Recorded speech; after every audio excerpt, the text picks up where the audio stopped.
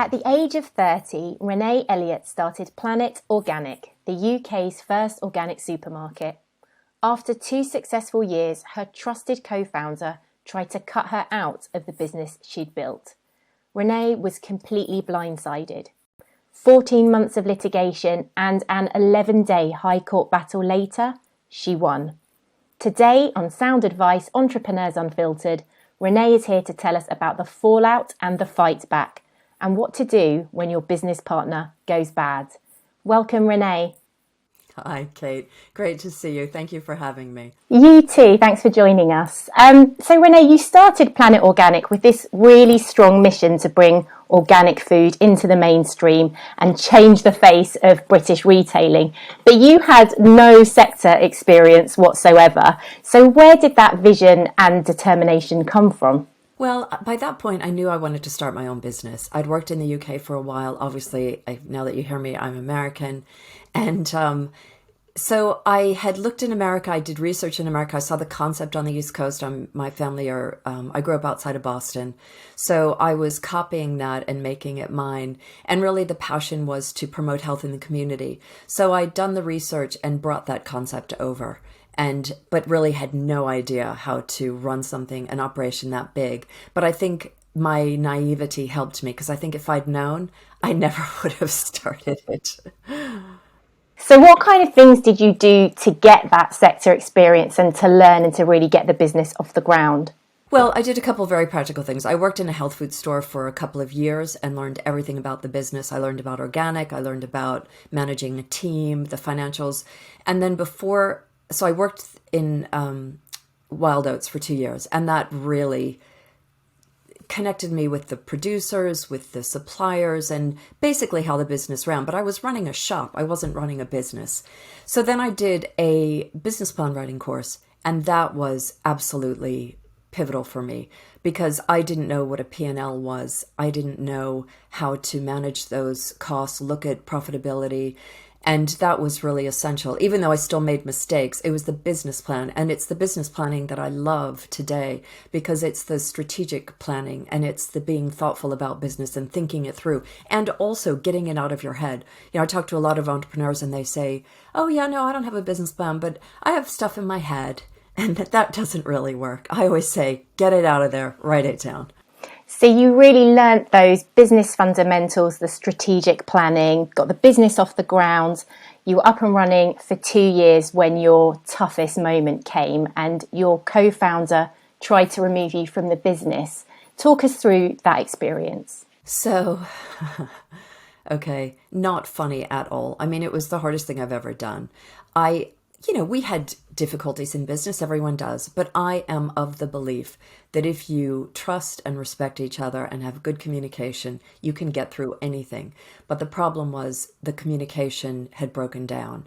So when he said I had to leave, and I'm a small town girl, and he was from a very privileged family with really good connections. So it was kind of a David and Goliath story. And I think they thought I would go. But I saw Planet Organic as my baby. So I was very attached and very determined. And I come from a family of fighters. So I was like, I'm not going anywhere. So I had to countersue, which was tricky because I didn't really want to do that.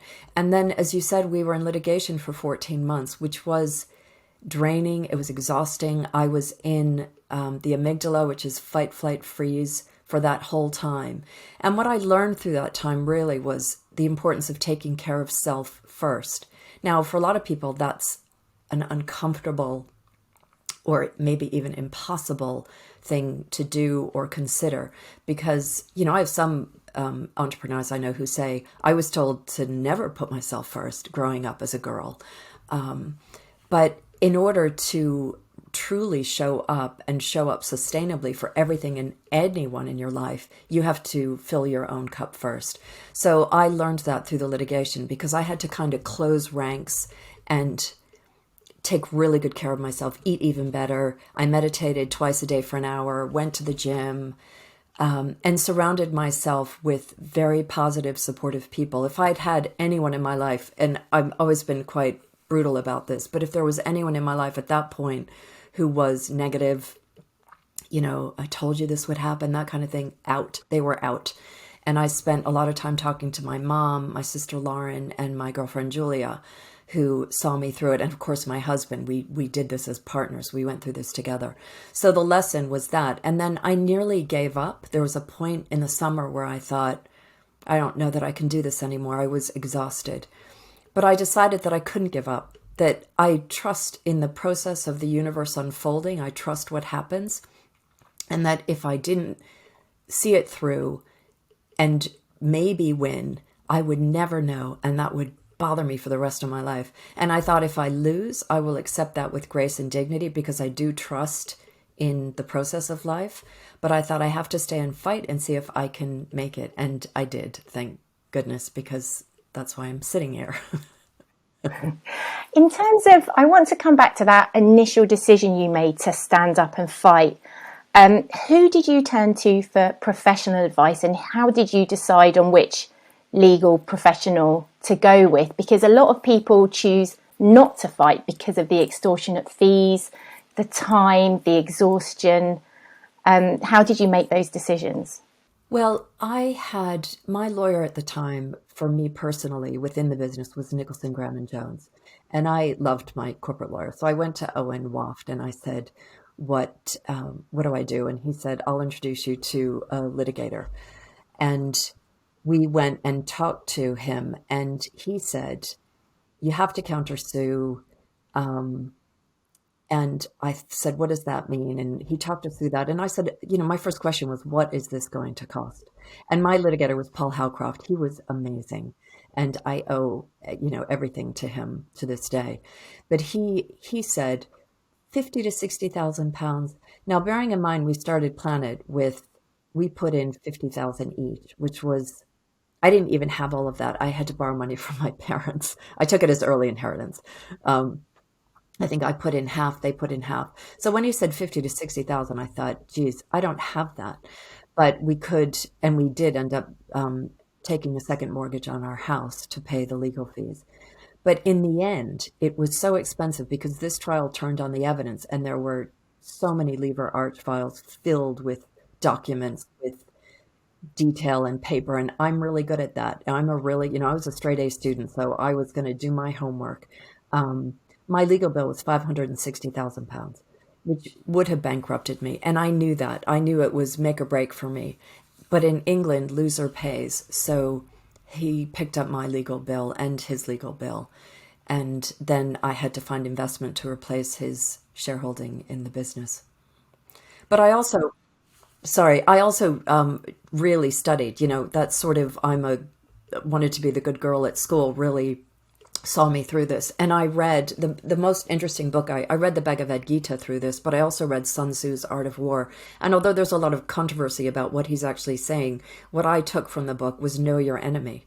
So I did. And then I prepared, and I'm really good at that. I mean, no matter how much you prepared, you did stand to lose everything. Did you consider the worst case scenario? What would you have done if you had lost? Yes, I did. I thought worst case scenario, I take a break and I would start again. I thought I'd start again. I'd try and get my husband to work with me. He had already left his job because he had a 3-month notice in the hope that I would win and he would work with me because I at that point didn't trust finding another partner. So Brian had quit and was ready to start. And I said, if not, maybe we start something together.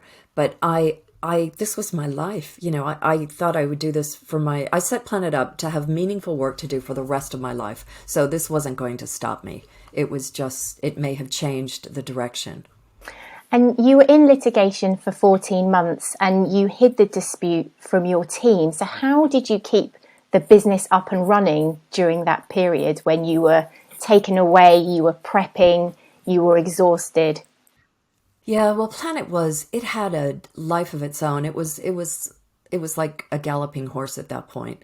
So we did 1.2 million our first year. It doubled to 2.4 the second year. And in that third year, it went up to 3.6. So it didn't suffer. We managed to keep things going. I'm sure, I know people felt a bad energetic. And at some point we had to start talking to the team about witness statements to for the trial. So, but it was a tight group, and we tried to keep it together. Of course, afterwards there was fallout and finding new people, but it was all right. It was all right. We managed to carry on. Renée, describe the moment that you won. What was that like? What do you remember? Well, it was, you have to remember it was 1999. So although I had a mobile phone, which I'd had for not that long, for a few years, this big clunky thing, I wasn't going to make a long distance phone call to my parents. And I think the judgment came just before lunchtime on the last day. And I knew that my parents would be not quite waking up, but knowing that it was the day of the judgment. So I had a handful of pound coins, and I stepped outside the courtroom and filled the phone with pound coins, dialed my parents, and my dad answered the phone, and I said, and my partner's family, he and his family were exiting the courtroom, and I didn't want to be disrespectful. I didn't want to rub it in their face. So I was very quietly going, I won, I won. And I was crying, and my mom and dad were so happy. And I remember that moment so clearly. I remember the relief and joy in their voices, which was amazing. And then we went out to dinner with our legal team and celebrated. We went out to lunch, sorry, and celebrated, had a wonderful celebratory meal. And then I thought, wow, okay, phase two, here we go. Hold on. Phase two about to begin. And in terms of phase two, do you think that battle changed you as an entrepreneur? It did. I mean, for a while, what was sad is that I was so idealistic, and Planet was built on such beautiful values and still is. It still adheres to those values to this day. And that kind of tarnished that. I was like, why did that happen? But what I didn't do through the litigation is I never felt sorry for myself, because I think that's really wasted emotion. And then afterwards, I really believed that in time I would understand why it had happened. Because I always think, they say with hindsight's 20/20 vision, you can see the clear path running through your life to the moment you are standing in. And the truth is, I wanted my own company, and I really wanted to work with my husband, and we couldn't have afforded that at the beginning. And although it was a very painful journey, I got exactly what I wanted in the end, even though it was tough. And I learned a lot.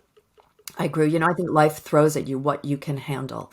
And I learned a lot about myself and my determination. I grew up, and I learned to have grace and dignity as well in a really difficult time, which was an important lesson. And in terms of some of those learnings, can you share some things you wish you'd known when you started the business and brought your business partner in? Well, I wouldn't have done anything differently, oddly enough. A lot of people say, if you'd known that. I had reservations, here's one. I had reservations that I overcame by checking things out with him.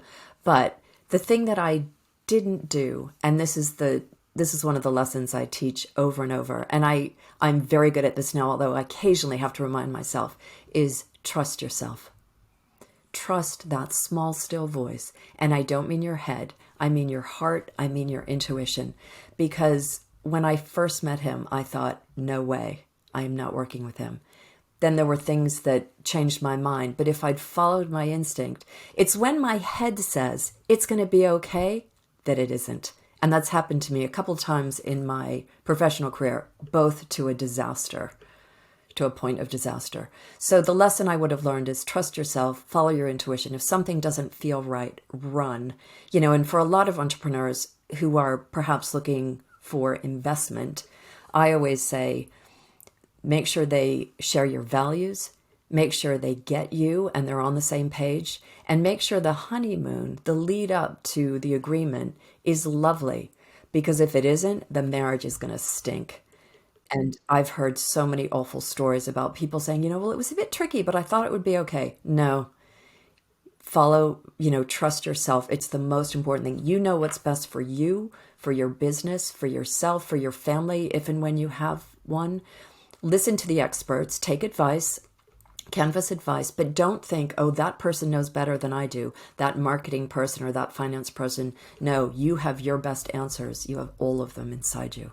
So phase two for Planet Organic, you then brought in your husband, Brian, and you ran the business together for 10 years before stepping away to raise your children. How hard was that decision to let go? And did you struggle with your identity during that time?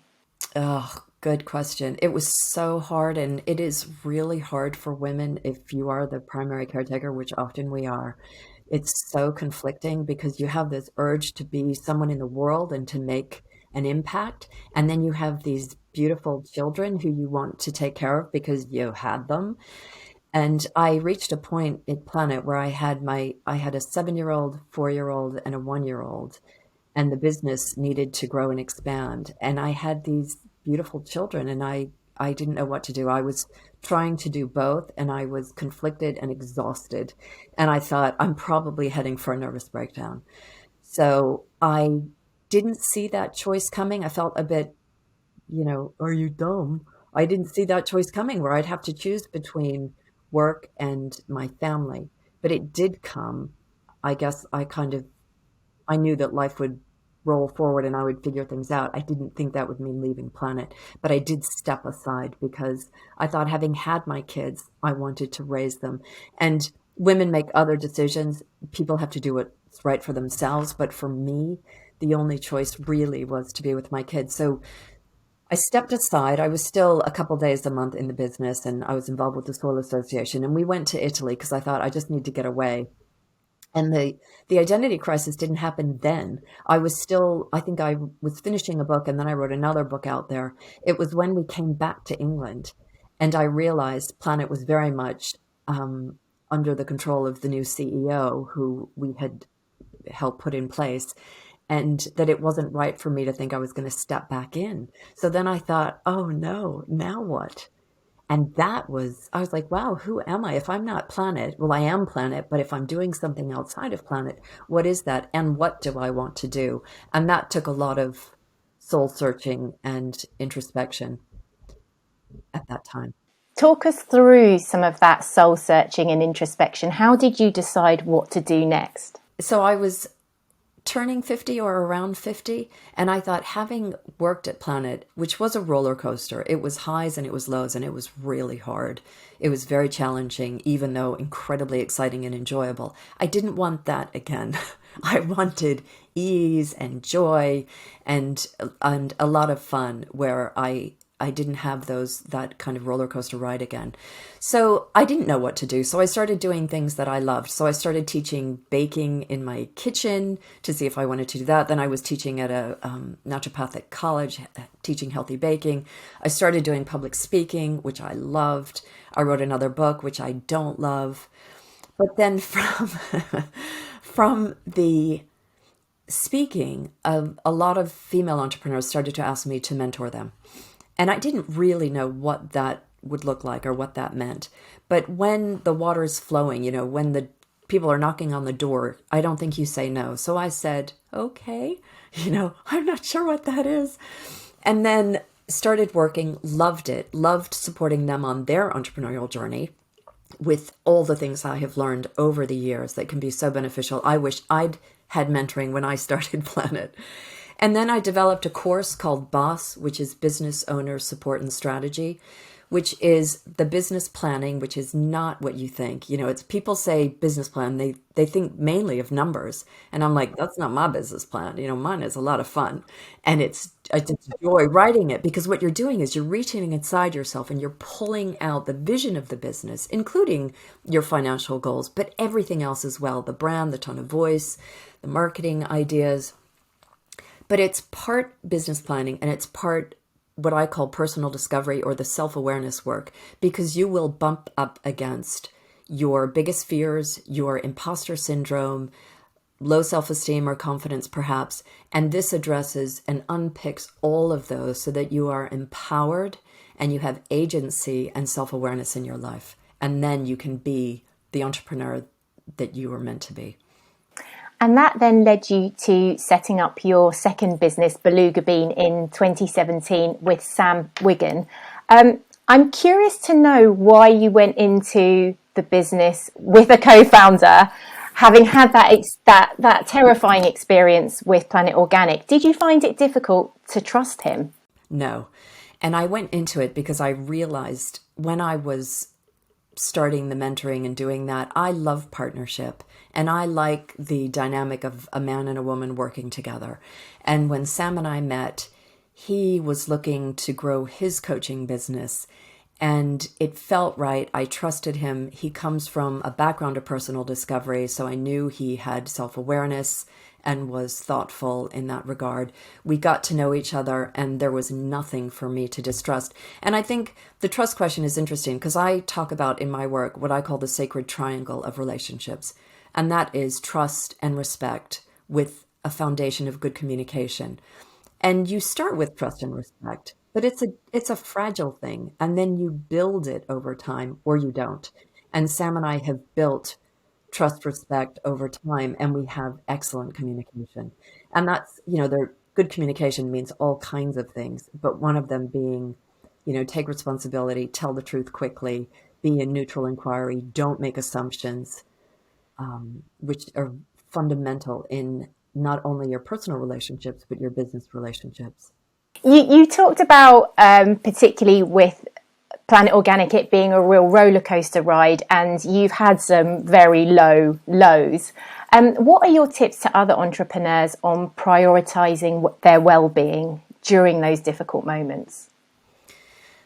Well, I think the thing is, well-being isn't just mental and physical, which is what people tend to think of it as. It is actually, well, we talk about 6 spheres of well-being. So it is physical, and you really, when you're in a difficult time, you need to look after your physicality, which is moving, fueling, resting. It's 3 components, and make sure that you're doing those essential things to take care of yourself. But then there's also occupational well-being, psychological well-being, economic, social, and spiritual. And I think to be truly in balance, able to handle everything that's coming at you, to have agency within that, and to know where to put your attention and focus at any one time, you need to be looking across all 6 of those spheres. And if you could go back to that small town girl just before you started Planet Organic, what would be your advice to her? Trust yourself. Go for it. You have one life to live. What are you going to do with it? Thank you so much for joining us today, Renée. You shared some really useful tips on how to stay resilient and optimistic through even the toughest times. Thank you, Kate. It's so great to be here. For more life tips and strategies for success from Renée, check out belugabean.com. I hope everyone has enjoyed this episode. We'd love to know what you think, so please leave us a review and don't forget to subscribe for more raw and honest stories from Sound Advice Entrepreneurs Unfiltered.